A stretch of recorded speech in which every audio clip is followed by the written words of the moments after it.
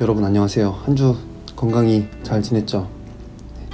얼굴을 많이 못 보게 되어서 본지 조금 시간이 많이 흐르다 보니까 많이 보고 싶기도 하고 예배당에서 같이 악수도 하고 인사도 하면서 했으면 좋겠는데 그렇지 못해서 정말 아쉽기도 합니다.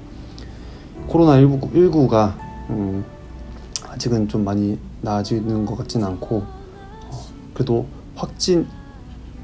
확장은 좀 확산세는 좀 줄어든 것 같아서 그나마 좀 괜찮은 것 같기는 한데 그래도 아직은 주의를 기울여야 할 단계니까 끝까지 마스크랑 잘 쓰고 다니고 건강 잘 유의하면서 잘 챙겼으면 좋겠습니다. 요즘 TV 많이 보면 코로나19 관련해서 신천지 얘기 많이 나오죠. 신천지를 또 뿌리 뽑아야 된다. 또 혹은 주일에는 되도록이면 교회도 모이면 안 된다 라고 하는 그 큰 이슈들이 있어요. 근데 교회라는 그 공동체는 되게 어려운 문제긴 하지만 사회 전체를 향한 하나님의 뜻을 생각하는데 미치지 못하는 것 같아요. 하나님께서 살아계셔서 지금까지 천하를 다스리신다면 참새 한 마리도 땅에 떨어지지 않는 것, 그것도 하나님의 허락이 있어야 떨어질 수 있다는 것, 그것을 믿는다고 한다면 당연히 코로나19 사태의 배후에도 하나님의 손길이 다 있는 것이고 우리는 그 뜻을 알아야 한다는 겁니다.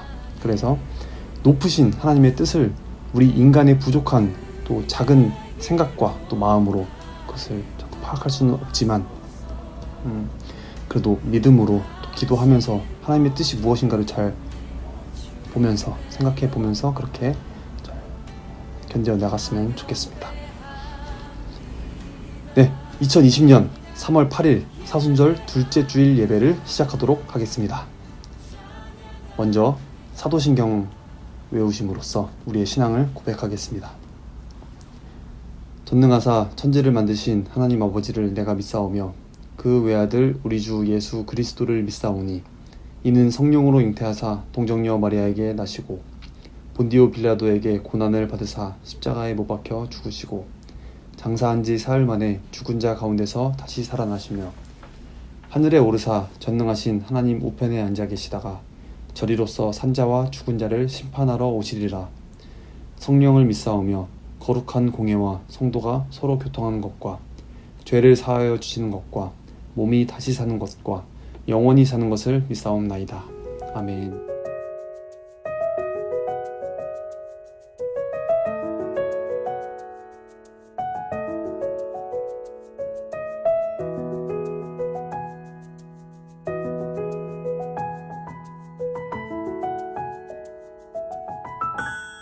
너는 특별하다고 하늘에서 예쁜 편지가 내린다.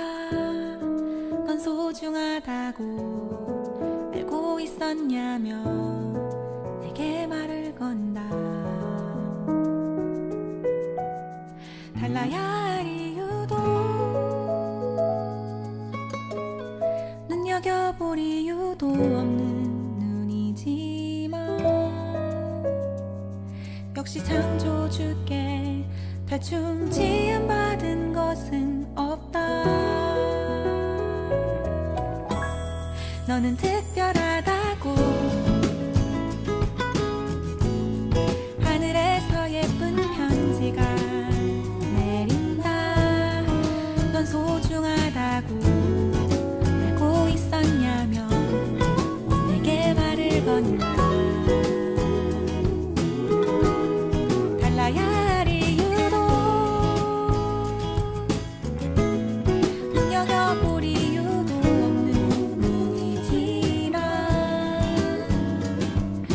창조주께 대충 지음받은 것은 없다. 잠깐 우면 사라지는 눈송이들도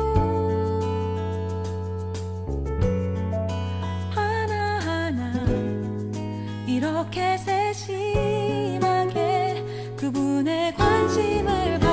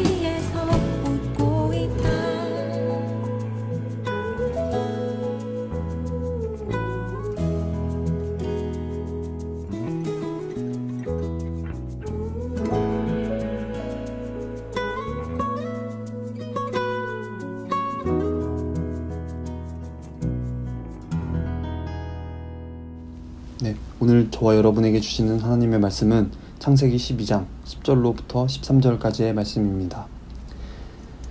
화면 나가니까 함께 읽겠습니다.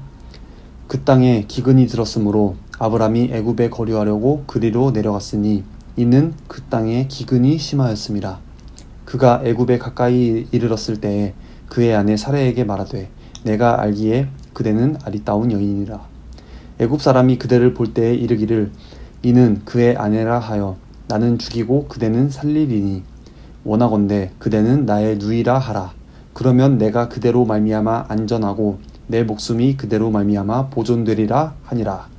아멘. 말씀을 주신 하나님께 감사드립니다.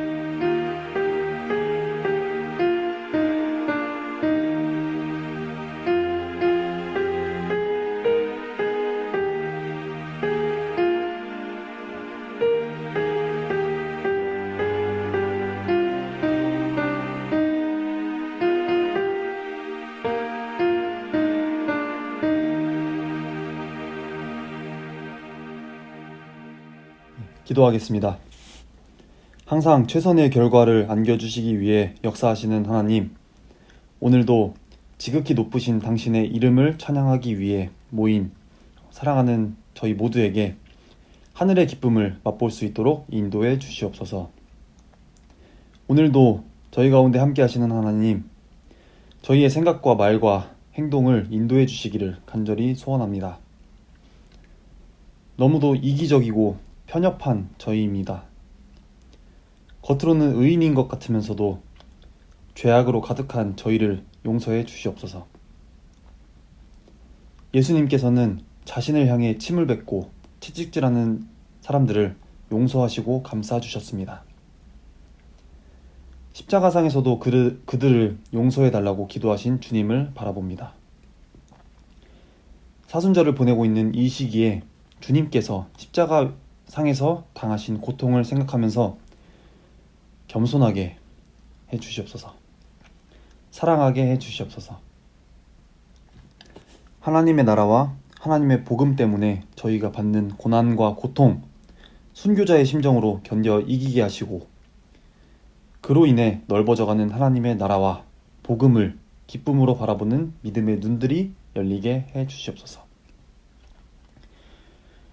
주님, 오늘은 세계가 정한 세계 여성의 날입니다.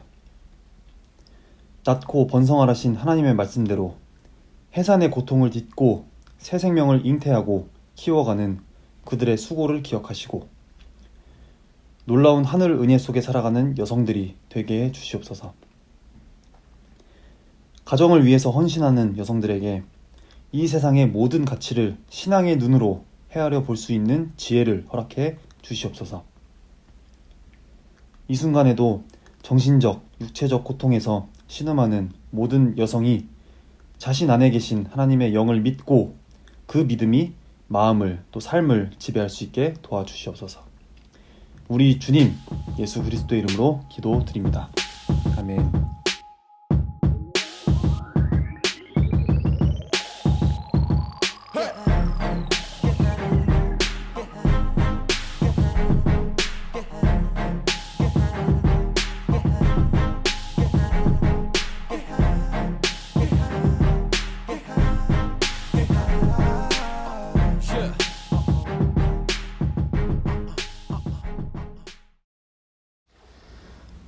예하, 예하, 예하, 예하. 여러분 한 주 잘 지냈어요? 이제 코로나19가 좀 많이 진정이 아직 안 되고 계속 커지고 있어가지고 그래서 이번 주도 지난주에 이어서 이제 온라인으로 예배를 드리게 되었습니다. 자, 그래도 시간 맞춰서 여러분 일찍 일어나서 예배 자리에 다 함께 하고 있죠. 네, 그렇게 하기를 바라고 또 기대하면서 저도 이렇게 자리에 나왔습니다. 우리가 눈을 마주치고 또 이렇게 아이 컨택하면서 이제 얼굴 보면서 앞에서 이렇게 하는 것은 아니지만 그래도 함께 예배 자리에 있다고 생각하고 또 우리의 마음을 다해서 진정으로 예배를 드리기를 원합니다. 네, 코로나19의 감염병이 전국적으로 이렇게 휩쓸고 다니는 바람에 경제와 사회, 또 정치, 문화, 종교 뭐 뭐 할 것 없이 그냥 많은 부분이 다 여러모로 흔들리고 있는 것 같아요. 그래도 정부 각처와 또 지방 단체들과 또 개인들이 이렇게 다 노력을 해가지고 비교적 촘촘하게 잘 대응해 나가고 있는 것 같아요. 단체와 시민 모두가 한 마음 그리고 한 뜻으로 같이 힘을 모아서 이렇게 노력하고 열심히 힘을 합치고 있어서 조금 더 힘을 내어서 위기를 끝까지 잘 극복해 나갔으면 좋겠습니다. 함께 기도하면서 했으면 좋겠어요. 이제 들어가 보겠습니다. 옛날에 그 공자라는 사람 아시죠? 중국에 공자라는 사람이 있는데 공자의 제자 중에서 증삼이라는 사람이 살고 있었대. 증삼이라는 사람은 어머니로부터 굉장히 큰 그 신뢰를 받고 있는 믿음이 컸었던 아들이었어요. 언행에 신중함이 있고 또 굉장한 효자였고 그런 사람이 있었는데 어느 날 그의 어머니가 배를 짜고 있는데 이웃 사람이 헐레벌떡 달려와서 증삼이가 사람을 죽였다 라고 말을 한 거예요. 근데 그 말을 들었을 때 엄마가 믿지 않았어요. 근데 조금 후에 친척이 와가지고 똑같은 말을 또 하는 거예요. 근데 이번에도 어머님은 우리 증삼이가 그럴 리가 없다 라고 하면서 믿지 않았어요. 그런데 친척이 또 나간 후에 또 얼마 지나지 않아서 한 사람이 또 달려와. 그래서 당신 아들이 살인죄로 체포가 되었어요 이렇게 말을 했어요. 그랬더니 이번에는 그 말을 듣고 뱃줄에서 내려와서는 두려움에 떨면서 도망을 쳤다고 해요. 그러는 사이에 증삼이가 돌아와서 새파랗게 질려있는 어머니를 찾아와서는 엄마, 공부 마치고 돌아오는 길에 잠깐 들렸습니다. 누군가가 사람을 죽였는데 그 살인자의 이름이 제 이름과 같아서 사람들은 제가 살인한 줄로 알고 있습니다 라고 말을 했어요. 어머니는 안도의 한숨을 쉬면서 야, 내가 너를 믿었지만 모든 사람이 그렇게 말하니까 내 마음도 흔들리더라. 헛소문이 무섭네 라고 말을 했다고 합니다. 여기서 나온 말이 증삼살인이라는 말이에요. 우리한테는 이렇게 때로는 뜻하지 않던 흔들림의 현상을 우리가 겪게 됩니다. 갑자기 나의 건강에 뭔가 이상이 생겨서 심하게 내 삶이 흔들리기도 하고요. 혹은 우리의 가정에도 뜻하지 않던 예상치 않았던 갈등이 갑자기 생기는 바람에 심한 흔들림이 생기기도 하고요. 또 뭔가 갑작스러운 문제가 나에게 발생을 해서 내 삶이 송두리째 흔들리기도 합니다. 이럴 때 사람들은 누구나가 심한 불안을 경험하게 된다고 해요. 그런데 이런 흔들림이라고 하는 것이 세상 사람들에게만 있는 것이 아니고 우리 예수 믿는 그리스도인들에게도 동일하게 있는 것입니다. 그런데 이런 흔들림이 나타날 때 그 반응이 제각각이라고 합니다.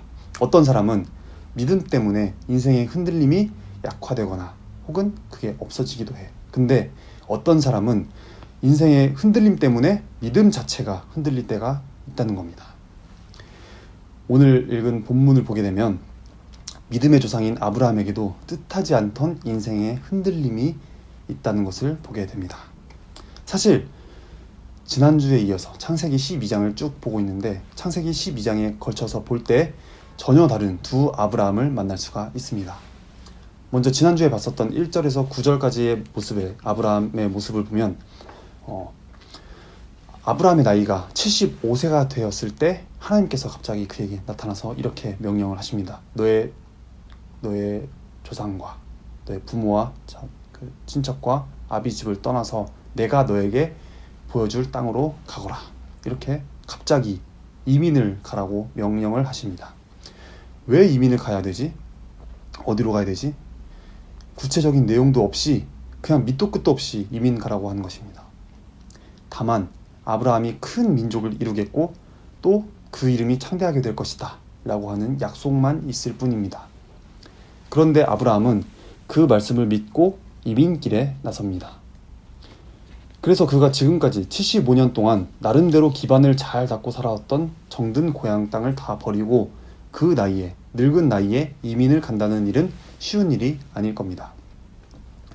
더더욱 아무런 보장도 없고 또 목적도 없이 어디로 가라는 그 불명확한 목적지도 없이 지역도 모른 채 이민을 떠난다고 하는 것은 정말 무모한 일이 아닐 수가 없을 겁니다.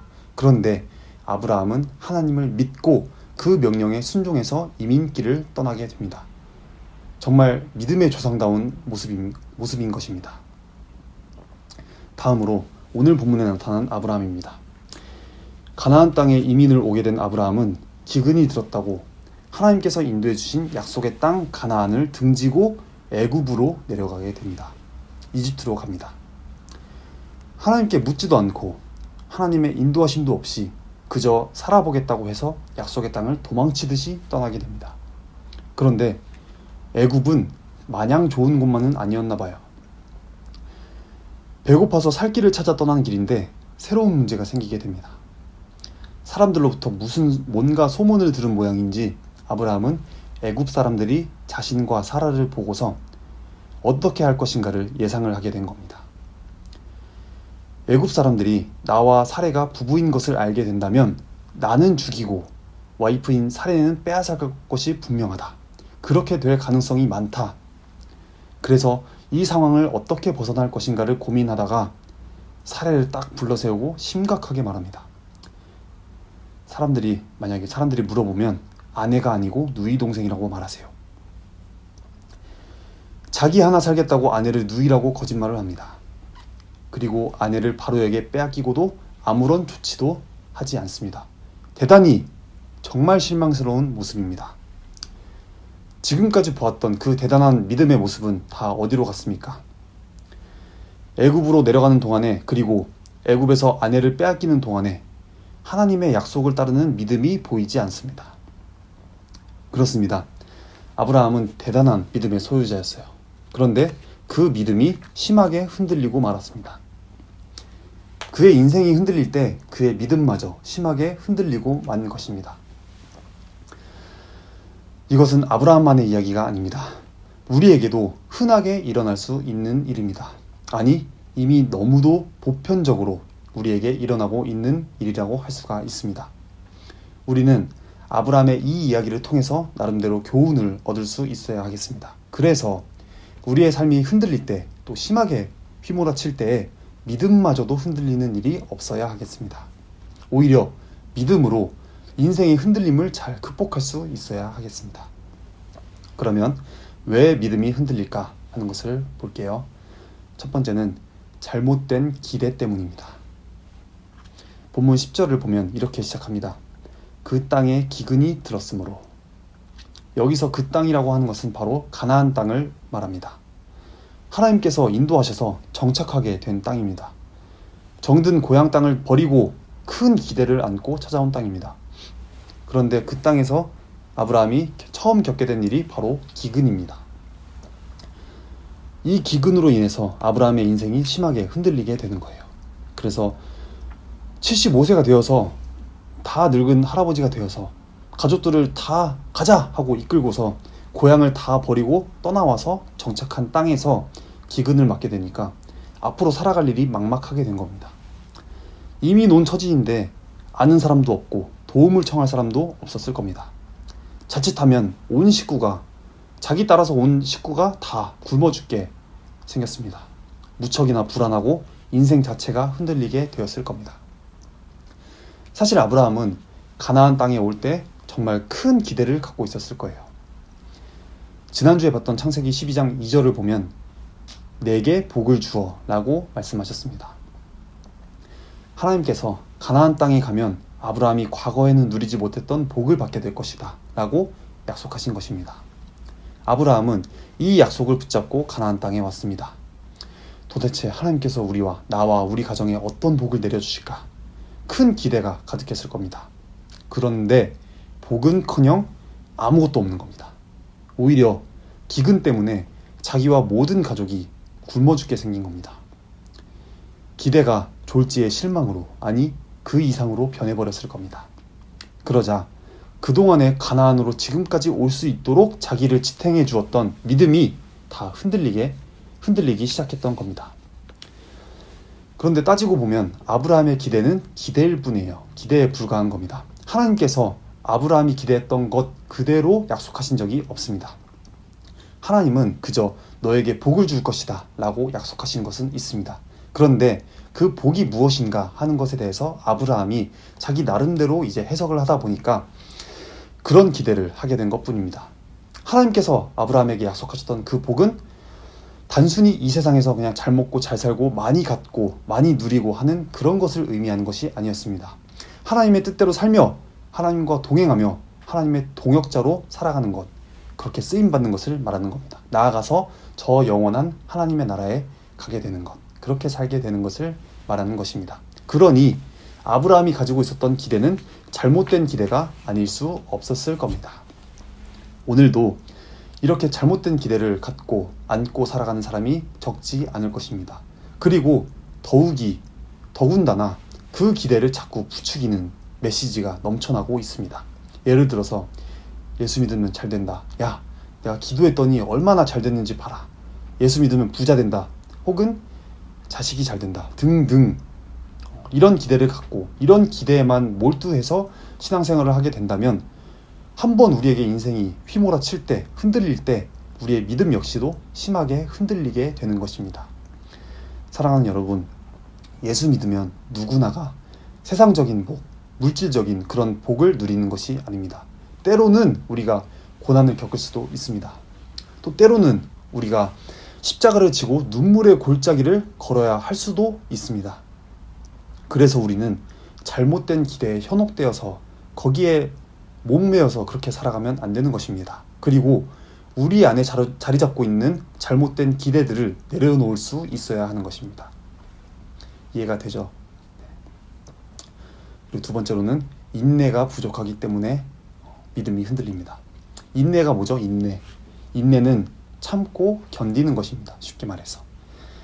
참을 임자 세시면 살인도 면한다 라는 속담, 우리가 잘 아는 속담도 있지 않습니까? 인내라는 것은 반드시 좋은 열매를 거두게 되어 있습니다. 밖은 착절이란 말이 있습니다.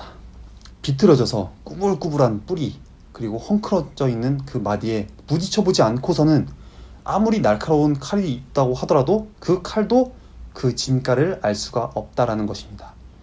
얽혀 있어서 해결하기 매우 어려운 사건을 말할 때 사용되는 말입니다. 사람도 마찬가지예요. 밖은 착절 같은 그런 곤란한 일을 겪어보아야 그 사람의 진면목을 알 수 있다는 겁니다. 뜻이 있는 고통을 어떻게 받아들이느냐의 문제라고 할 수 있습니다. 만약 이 세상에 사람마다 겪어야 할 고통이 없다고 한다면 세상은 곧바로 죽음으로 끝나버릴지도 모릅니다. 예를 들어서 누군가가 병에 딱 들었어요. 심한 병에 들었는데 병은 들었는데 아프지 않다고 생각을 해보세요. 고통이 없어. 어디가 어떻게 아픈지도 모르면서 그렇게 몸은 썩어가는데 그렇게 병 들어갔는데 그렇게 아픈지도 모르고 죽어만 가고 있어. 그리고 또 설사 그것을 안다고 해도 아프다는 그 고통이 없게 된다면 고치려고 애를 쓰지 않을 것입니다. 그래서 고통은 우리가 살아갈 때 반드시 수반되어야 할 인생의 동반자라고 할 수가 있어요. 이 말은 곧 시련이 없는 인생은 없다 라고 하는 것입니다. 단지 그 시험을 어떻게 인내하며 어떻게 내가 받아들이며 어떻게 내가 잘 견디며 살아갈 것인가, 그것이 중요한 겁니다. 그래서 성경은 말합니다. 이러한 시험을 만나거든 오히려 기쁘게 여기라 라고 말씀합니다. 왜입니까? 오늘 말씀처럼 인내란 우리 인생을 부족함이 없게 하는 그런 가치 있는 조건이기 때문입니다. 본문 10절 말씀을 보면 이렇게 기록하고 있습니다. 이는 그 땅에 기근이 심하였습니다. 아브라함이 가나안 땅을 등지고 애굽으로 내려가게 된 직접적인 원인에 대한 말씀입니다. 여기서 우리가 한 가지 한번 깊게 생각해 볼 것이 있습니다. 왜 하필이면 아브라함이 가나안 땅에 들어갔을 때 기근이 일어났을까 하는 것입니다. 왜 아브라함이 기근으로 그렇게 고생하고 있을 때 하나님께서는 한마디도 안 해주시고 또 도와주시는 모습이 없을까 하는 것입니다. 하나님께서 지금까지 정들었던 지금까지 쌓아왔었던 그 고향을 다 버리고 떠나라. 그래서 가나안 땅으로 지금까지 가족을 이끌고 인도에 오셨는데, 그런데 아브라함이 이것을 뿌리치고 애굽으로 내려간 것을 우리는 볼 수 있습니다. 당연히 하나님께서 지금까지 잘 따라왔으니까 끝까지 따라야 하지 않겠냐 하면서 어떻게 보면 책망하셨을 수도 있고, 또 아브라함이 가려고 하는 그 약속의 땅을 등지고 떠나려고 하는 그 길을 가로막으실 수도 있었을 겁니다. 그런데 이 점에 대해서 아무런 말씀도 하지 않으셨습니다. 하나님께서는 아마도 아브라함이 어떻게 대처하는가를 보시고 있었을 수도 있어요. 이때 아브라함은 기근이 와도 가나안 땅에서 버텨야 하지 않았을까요? 견디기 힘들지만 참고 견뎌봐야 하지 않았을까요? 안타깝게도 아브라함은 끝까지 견디지 못했고 그 약속의 땅인 가나안 땅을 결국 떠나버리고 맙니다. 그렇게 아브라함에게는 길고도 험한 연단의 길이 이제 이어지게 됩니다. 아브라함의 인생에서 흔들림의 원인은 두 가지 단어로 표현될 수가 있습니다. 바로 끈기와 인내입니다. 이것은 신앙생활에도 마찬가지로 필요합니다. 인생에 흔들림이 일어날 때, 우리 삶에 어려움이 닥쳐서, 갑자기 뜻하지 않던 어려움이 닥쳐서 송두리째 흔들리게 되어버릴 때 우리는 포기하거나 물러서면 안 된다는 것입니다. 끈기 있게 버텨야 합니다. 그리고 참고 또 참으며 견뎌야 합니다. 그러면 하나님의 역사가 시작될 것입니다. 사랑하는 여러분, 우리가 살다 보면 그만할래, 하기 싫어, 더 안 갈래, 이제 끝이야, 난 못해 하면서 다 내던져버리고 싶을 때가 있습니다. 모든 것을 그냥 여기까지 끝! 그러고 다 끝내버리고 싶을 때가 있습니다. 그런데 거기에서 포기하면 안 된다는 겁니다. 물러서면 안 됩니다. 아직 하나님의 본격적인 역사가 시작되지 않은 것이라는 겁니다. 하나님의 도움의 손길이 아직 닿지 않았다는 것입니다. 그래서 조금 더, 힘들지만 조금 더 끈기 있게 버티시기 바랍니다. 마지막으로 두려움을 이기지 못했기 때문에 믿음이 흔들립니다. 오늘 본문 12절을 보면 이렇게 기록하고 있습니다. 애굽 사람이 그대를 볼 때 이르기를 이는 그의 아내라 하여 나는 죽이고 그대는 살리니. 아브라함이 가나안을 떠나서 애굽으로 내려갈 때 한 가지 두려움이 밀려들었다는 것입니다. 아브라함이 생각할 때 자기 와이프인 사레가 너무 미인인 것이 염려가 되었던 거예요. 그래서 아브라함은 애굽 사람들이 미인인 그 사레를 바로에게 바치고 큰 상을 받고자 할 것이라는 것을 알고 있었던 겁니다. 그래서 애굽 사람들이 자기의 와이프를 바라봤을 때 바로에게 바치고 자기들이 상을 타갈 것이다 라고 생각을 할 것 같은 걱정이 생겼던 겁니다. 더더욱 사레를 빼앗기 위해서 또 자기를 죽일 것 같은 두려움이 밀려들었던 겁니다. 그래서 믿음의 사람으로서는 할 수 없는 정말 치졸한 생각을 하게 됩니다. 사레를 자기의 여동생이다 라고 속이고자 한 겁니다. 그리고 아내인 사레에게 이렇게 좀 합시다 라고 협조를 부탁하고 있습니다. 하나님이 보실 때 어땠겠습니까? 또 와이프인 당사자 사레는 또 어떻게 생각했을까요? 어쨌든 믿음이 심하게 흔들리는 모습이 아닐 수 없습니다. 한 가지 이야기 하나 할게요. 옛날에 어느 나라의 왕이 내부가 수천 개, 수만 개의 유리로, 그 거울로 가득 차 있는 궁전을 짓도록 명령을 했고 신하들이 몇 달에 걸쳐서 마침내 그러한 훌륭한 궁전을, 아름다운 궁전을 만들었다고 합니다.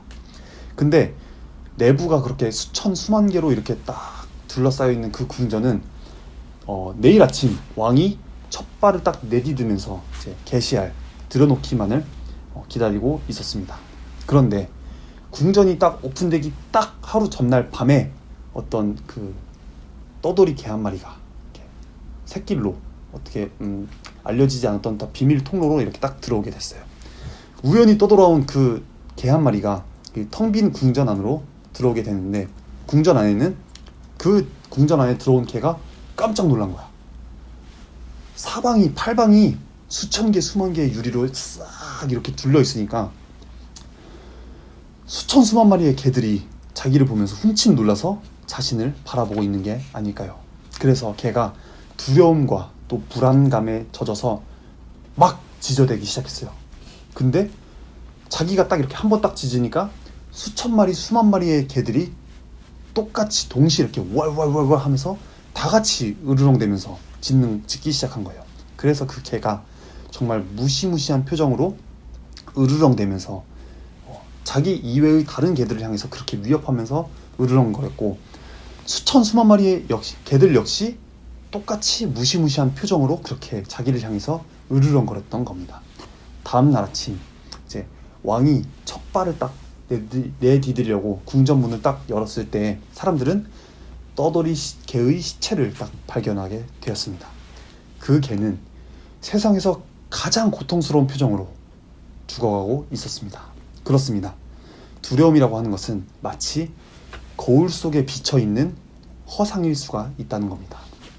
아브라함은 아직도 일어나지 않은 일에 대해서, 그 미래에 대해서 어떻게 일어날 것인가 하는 그 허상을 예측하고서 앞당겨서 두려워하고 있는 거예요.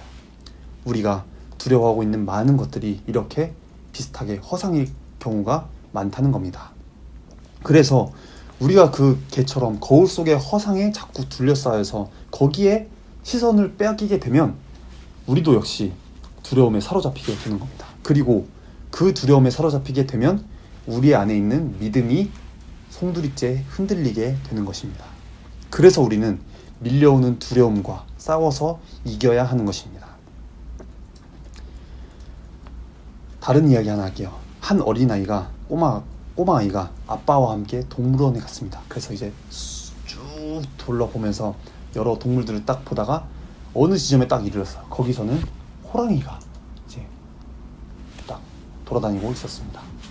근데 호랑이가 자유롭게 뛰놀면서 이렇게 으르렁 하면서 포효도 하고 있었어요. 그런데 유독 이 어린아이를 보면서 또 더 이렇게 으르렁거리면서 포효도 하고 짖고 하는 겁니다. 이 꼬마가 무서워서 아빠를 부르면서 말을 합니다. 아빠 무서워.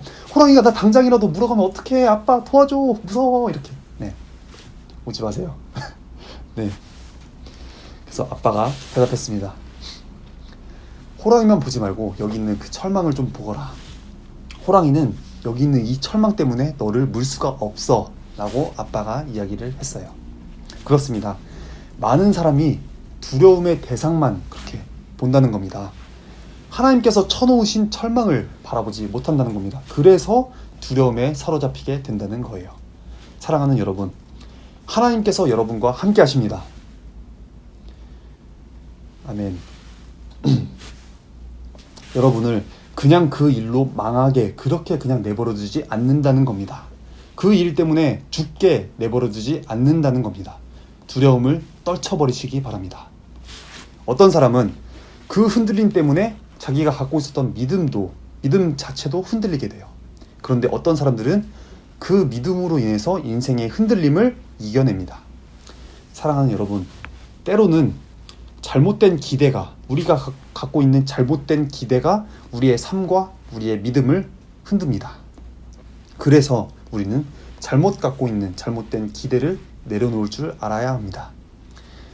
또 때로는 우리가 참지 못하고 견디지 못해서 우리의 믿음이 또 우리의 삶도 흔들리게 됩니다.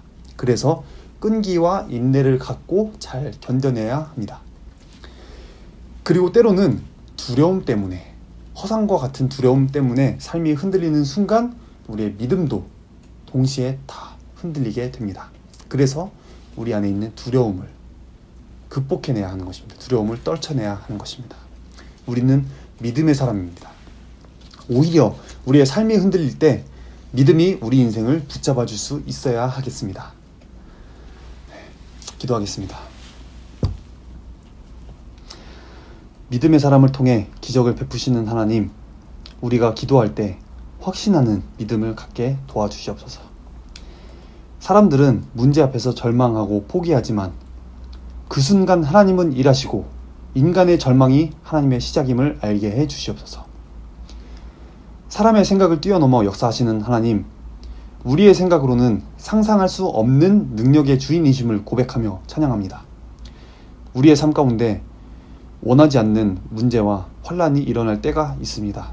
그때마다 슬퍼하고 또 누군가를 탓하며 또 나를 자책하며 가슴 아파하며 때로는 하나님을 원망하기도 합니다.